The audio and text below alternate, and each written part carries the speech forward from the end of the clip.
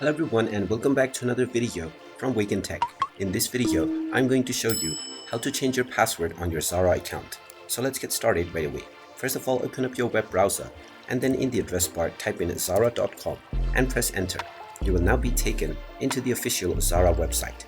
Now if you haven't logged into your account already, click on the login button at the top right corner and then proceed forward with your email address and your password. Once you are logged in and taken into the home page, if you wish to change your password, click on your user ID at the top right. Now from this page, click on Profile and you will see the Change Password button.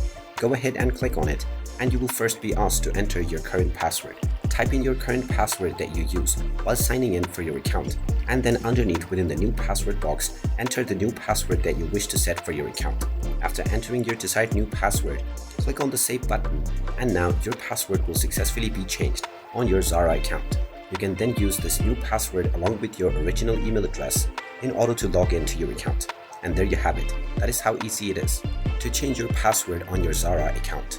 If you find this video helpful, make sure you hit that like button and subscribe to our channel if you haven't done so already. Also ring that notification bell to never miss another update from us. Thank you for watching and I will see you again in the next video.